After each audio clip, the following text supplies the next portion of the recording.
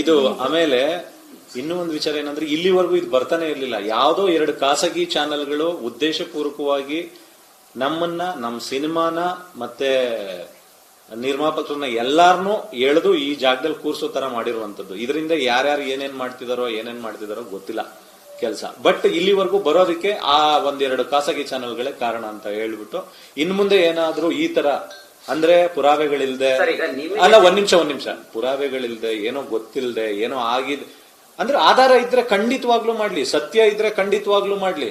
ಅಂದ್ರೆ ಇದ್ರಲ್ಲಿ ಏನೋ ಎ.ಪಿ. ಅರ್ಜುನ್ ಹೆಸರಿದ್ಯಾ ಮಾಡ್ಲಿ, ಇಲ್ಲ ಸತ್ಯ ಇದ್ರಲ್ಲಿ ಇದೆಲ್ಲ ಆಗಿದೆ ಅನ್ನೋದು ಅವ್ರಿಗೆ ಗೊತ್ತಿದ್ಯಾ ಮಾಡ್ಲಿ. ಪ್ರತಿಯೊಂದು ಅವ್ರ ಹತ್ರ ಆಧಾರಗಳನ್ನ ಇಟ್ಕೊಂಡು ಮಾಡಿ. ದಯವಿಟ್ಟು ಆಧಾರಗಳಿಲ್ದೆ ಇನ್ನೊಬ್ರು ಬದುಕಲ್ಲಿ, ಇನ್ನೊಬ್ರು ಜೀವನದಲ್ಲಿ ಆಟ ಆಡ್ಬೇಡಿ. ಅದೇನೋ ಉದ್ದೇಶಪೂರ್ವಕವಾಗಿ ಮಾಡುವಂತದ್ದು ಏನೂ ಇಲ್ಲ.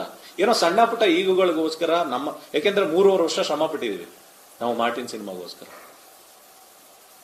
ಈಗ ಚಿತ್ರತಂಡ ನಿಮಗೆ ಸಪೋರ್ಟಿವ್ ಆಗಿದ್ಯಾ? ಯಾಕೆ ಚಿತ್ರತಂಡ ಬರ್ತಾ ಇಲ್ಲ? ಅಲ್ಲಲ್ಲ, ಚಿತ್ರತಂಡ ಸಪೋರ್ಟಿಗೆ ಬರ್ತಾ ಇಲ್ಲ ಅಂತಲ್ಲ, ಚಿತ್ರ ಎಲ್ಲಾನು ನಡೀತಾ ಇದೆ. ಇದು ಯಾವ್ದು ಈ ಮನಿ ಡಿಸ್ಪ್ಯೂಟ್ ಅನ್ನೋದು, ಈ ಕೆಲಸಗಳದಿದೆ ಅನ್ನೋದು, ಇದೆಲ್ಲ ನಮ್ಮ ಒಳಗಡೆ ಆಗಿರುವಂತದ್ದು. ಇವತ್ತಿಲ್ಲಿ ಮೇಜರ್ ಆಗಿ ಬಂದಿರುವಂತದ್ದು ಏನು, ಎ.ಪಿ. ಅರ್ಜುನ್ ಮೇಲೆ ಬಂದಿರುವಂತ ಅಪವಾದ. ಆ ಅಪವಾದನ ಕ್ಲಿಯರ್ ಮಾಡೋದಕ್ಕೆ ಹೇಳ್ಬೇಕಾಗಿತ್ತು, ಅದಷ್ಟನ್ನು ಕ್ಲಿಯರ್ ಮಾಡಿದೀನಿ. ಇನ್ ಮುಂದೆ ಯಾವ್ದೇ ತರದ್ದು ಏನಾದ್ರೂ ಅಪವಾದಗಳು ಕೊಟ್ರೆ ಕಾನೂನು ಮುಖಾಂತರ ನಾನು ಏನ್ ಕ್ರಮ ಜರುಗಿಸ್ಬೇಕು ಅದನ್ನ ಜರುಗಿಸ್ ಸರ್. ಮತ್ತೆ ಅಲ್ಲ ಈಗ ಒಂದು ಅಲ್ಲ, ಕೂತು ಮಾತಾಡೋ ಟೈಮ್ಗೆ ತಿರ್ಗಾ ಇಂಥದ್ದು ಏನಾದ್ರು ಒಂದ್ ತಗೊಂಬಂದ್ ಬಿಡ್ತಾನೆ ಇದ್ದಾರೆ.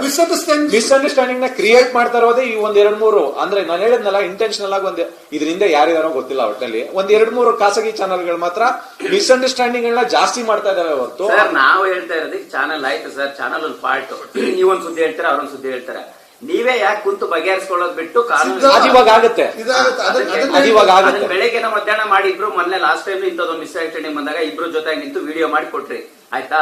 ಅದು ಇದ್ರೂ ಕೂಡ ಅದು ಇಲ್ಲ ಅಂತ ಪ್ರೂವ್ ಮಾಡಂಗಾಯ್ತು. ಅದೇ ತರ ಇವತ್ತು ಆಗ್ಬೋದಿತ್ತಲ್ಲ ಅಂತ ಫೈನಲ್ ಅಷ್ಟೇ. ಅಲ್ಲ, ಇವಾಗ ಆಗುತ್ತೆ, ಇದಾದ್ಮೇಲೆ ಆಗುತ್ತೆ. ಆ ಸಂದರ್ಭಗಳನ್ನು ಕೂಡ ಮೆನ್ಷನ್ ಮಾಡಿದ್ದಾರೆ ಅಲ್ವಾ? ಫೈನಲ್ ಆಯ್ತು. ಈಗ ಕಿಸ್ ಅಂತ ಒಂದು ಮೆನ್ಷನ್ ಮಾಡಿದಾಗ ಹೇಳ್ತೀನಿ. ಕಿಸ್ಸು ಆಕ್ಚುಲಿ ನನ್ ಪ್ರೊಡಕ್ಷನ್ ಸಿನಿಮಾ. ಆಕ್ಚುಲಿ ಅದನ್ನ ಬೇರೆಯವ್ರು ಯಾರೋ ಒಬ್ರು ಮಾಡ್ತಾ ಇದ್ರು. ಆ ಟೈಮ್ ಲೈನ್, ಆ ರಿಲೀಸ್ ಟೈಮ್ ಲೈನ್ ಅಂತ ಬಂದಾಗ ನಾನೇನ್ ಮಾಡಿದೆ, ಅದಕ್ಕೆ ಅದರಲ್ಲೂ ಏನೋ ತಗೊಂಡಿದೀನಿ ಅಂತ ಅಂದ್ಬಿಟ್ಟು ಆಕ್ಚುಲಿ ನನ್ನ ಸಿನಿಮಾದಲ್ಲೇ ನಾನು ಹೆಂಗ್ ತಗೊಳಕಾಗತ್ತೆ? ಅಂದ್ರೆ ಹೆಂಗ್ ಬರ್ದಿದ್ದಾರೆ ಅಂತ ಅನ್ನೋದನ್ನ ಹೇಳ್ತಾ ಇದೀನಿ. ಐರಾವತದಲ್ಲಿ ಬರ್ದಿದ್ದಾರೆ, ತಿರ್ಗಾ ಕಿಸ್ ನನ್ನ ಸಿನಿಮಾದಲ್ಲೇ ನನ್ನ ಮೇಲೆ ಅಪವಾದ ಮಾಡಿದ್ದಾರೆ ಅಂದ್ರೆ ಇವ್ರ ಇಂಟೆನ್ಷನ್ ಏನು? ಪ್ರಸ್ತಾಪ ಇದಾಗ್ಬಿಡ್ಲಿ. ಬೇರೆ ಬೇರೆ ವಿಚಾರಕ್ಕೆ ಜಗದೀಶ್ ಅವರು ಸಿಕ್ಕೋ ಇಲ್ಲ ಮೇಲೆ ಅಂದ್ರೆ ಈ ಸಣ್ಣ ಪುಟ್ಟ ವಿಚಾರ ಸೆಟಲೈಟ್ ಆಗ್ತದೆ, ದೊಡ್ಡ ವಿಚಾರ ಅಲ್ಲ. ಬಟ್ ಓನ್ಲಿ ಇದು ತಪ್ಪು ಮಾಹಿತಿ ಜನಗಳಿಗೆ ಹೋಗ್ಬಾರ್ದು ಅಂತಕ್ಕಂಥ ದೃಷ್ಟಿಯಿಂದ ಅಷ್ಟೇ. ತಪ್ಪು ಮಾಹಿತಿ ಹೋಗ್ಬಾರ್ದು.